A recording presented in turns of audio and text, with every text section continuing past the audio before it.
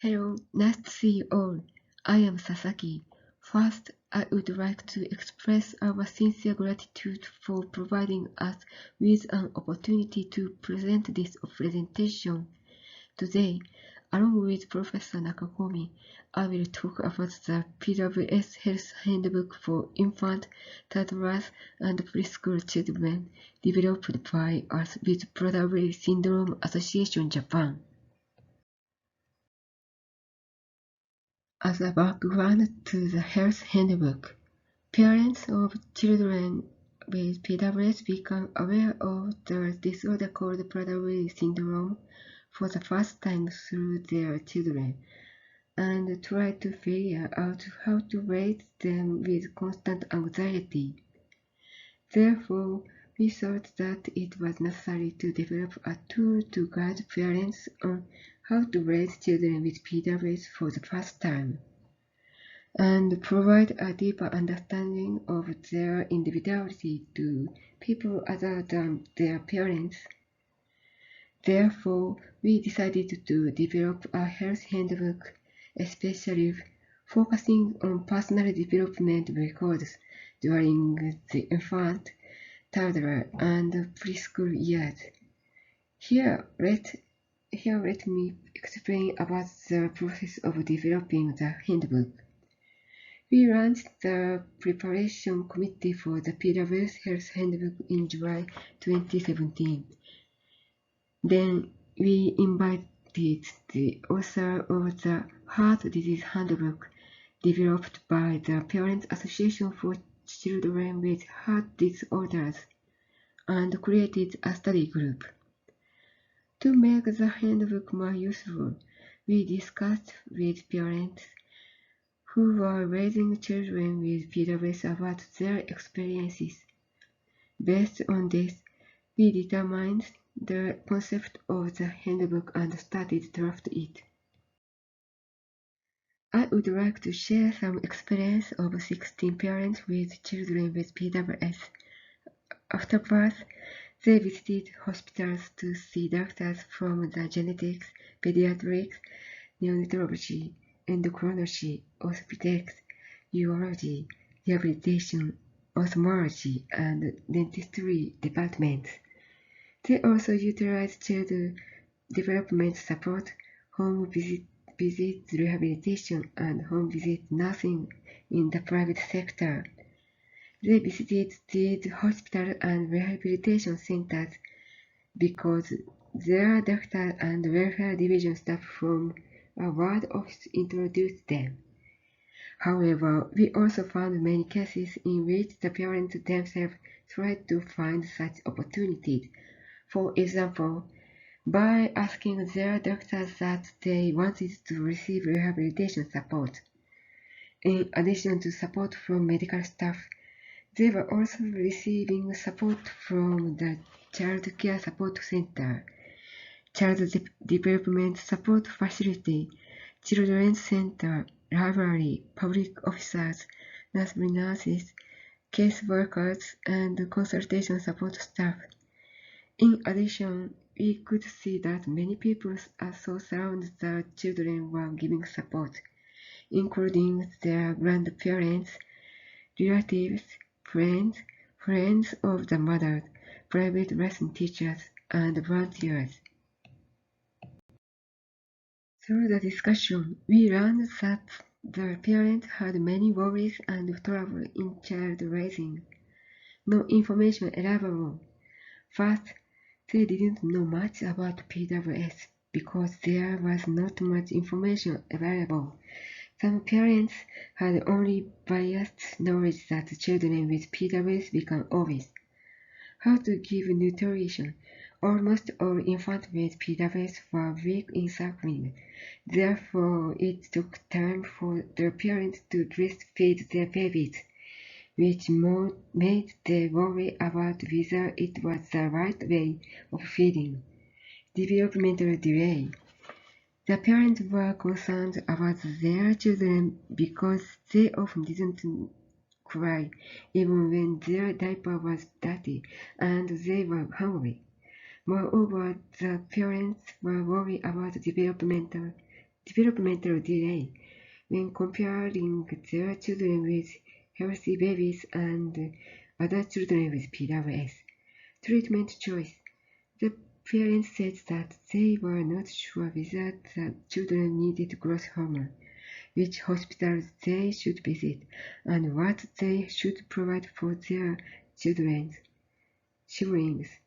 As parents, they didn't know how to treat children other than those with PWS. Understanding of PWS by surrounding people. In general, PWS is rare. Therefore, the parents needed to explain about their children's PWS condition whenever they went. In addition, the parents told us that they had no one to consult with and faced the issue regarding their children's dental health, self-harm, and preschool. The table here shows unnecessary and relevant information when the parents had worry and troubles in child raising. One of the illustrations is daily child care for children with PWS. For example, it was necessary for the parents to know the skill of breastfeeding, how to select a feeding bottle, and how to do baby exercises. In contrast, everyday life describes how children with PWS spend their days in general. Generally, parents with children with PWS only know about their child. Therefore, they were relieved to know that they were not the only ones with children with PWS by learning about other cases. In terms of child's development prospects, knowing that their children would certainly be able to eat and walk in the future could provide hope for their parents. Regarding medical treatment and Ryoiku, which is comprehensive support and intervention for children in need, they said that it was helpful to know the kind of medical treatment their children were required to have so that they could be well prepared. Then where did they get such information? The source of information could be their doctors and the medical books. However, we found that many of them got information through social media and archive from Parents Association. This means that only limited information was available to the parents. Therefore, they needed to search for necessary information by themselves whenever needed. Here is a short summary of the current situation of raising children with PWS based on our findings. First, PWS children had visited doctors from multiple hospital departments since birth. While the parents had a connection with many non-medical people, they were not necessarily familiar with PWS. The parents received advice on child raising in general and special care, except for PWS, based on their experiences. Further, even after their children were diagnosed with PWS, the parents had limited access to information about the disorder and therefore needed to seek information by themselves. Moreover, when comparing their children to other children, the parents were often depressed about developmental delay, especially when their children didn't drink, hold their head up, or walk by themselves. However, them regaining hope when they learned about the children's developmental prospects. Based on this, we determined the concept of the Health Handbook as personal development record and guidepost. Subsequently, we decided to make a handbook for the following three purposes. First, many people can have an understanding of children with PWS. Second, people can learn the necessary knowledge and information whenever needed with crucial point. Third, parents can know the pace of the child's development with prospects. It took a year and a half to complete the handbook after designing various samples. It is A6 in size, fitting into the palm of the hand, with 38 pages. You can see the contents of the handbook on this slide. From here, I will explain the detail of each content in order. On the first page, the purposes of this handbook are written as messages for parents who have children with PWS. The first purpose is to prepare for their children to receive various kinds of support in the future. The second is to let children with PWS know how they grew up and how much they were loved by their parents after they grew up. Includes during infant, toddler, and preschool years. You can find the characteristics of children with PWS and how to interact with them. For example, due to their weak muscle, infants with PWS often have difficulty in suckling and don't cry, but display delays in motor development. Therefore, parents are easily perplexed by their children's situation with anxiety, which may result in negative feelings towards their children. On this slide, I have picked up the contents of suckling as an example. On this page, we have described a positive prospect that infants with PWS usually commence nutritional intake with a feeding and then gain the ability to drink by mouth.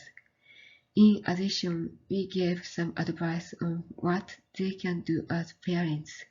For example, we encourage not feeding the infant too much, but to give only a necessary amount of nutrition. We also have pages to keep personal record on childbirth, diagnosis of PWS, and treatment. The parent can take notes on the gestation period, time and date of the birth, delivery method, place of birth, sex, and body measurement at birth. In the diagnosis of PWS, they can write down the date of diagnosis, type of PWS, place of diagnosis, and name of the doctor. A sample of treatment records can be found on the slides. As you can see, the record of treatment includes the start date on the treatment, names of the hospital and doctor, and what kind of explanation they receive about the treatment. On other pages, they can keep these records in chronological order so that they can easily check the progress of the treatment at a glance. Since children with PWS tend to see consult doctors from various departments, it is important to organize such medical history. In this sense, we believe that this handbook will be useful when parents need to explain their medical history to each doctor. In addition, the items here are required for the document of social welfare service. Therefore, by keeping the record in this handbook, the parents can check the necessary information when applying for the service. Next is the pages for child's growth and memories.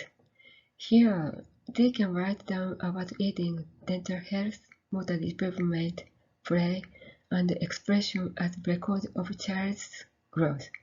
You can see about eating as an example on the screen. Children with PWS usually start eating with tube feeding and then drink by mouth, eat baby food, and eventually use a cup and spoon by themselves. Accordingly, we divided the developmental process of eating into small stages so that the parents can take a note for each stage. By recording, the parents can appreciate small changes in their children and embrace their growth. It is important to focus on their growth because if they see only what their children cannot do, their parents could feel helpless and hopeless. The latter half of the handbook contained preschool consultation, social system and welfare, and a Q&A section. In preschool consultations, there are spaces that write down the name of the consult, contact information, and the contents of consultation. In social system and welfare, the systems that children with PWS can utilize are listed. They can receive various kinds of support from the system. However, the parents might be very busy with everyday child care to pay attention to such social system and welfare services. In the Q&A section, we selected questions that were frequently asked by the parents and provided advice based on the experiences of parents and families with children with PWS. It had been 2 years since we developed this handbook. Not only members of PWS Japan, but also other parents who raise children with PWS have been using it. Our goal is that all children with PWS and their families live their lives authentically with dignity and enjoy every day.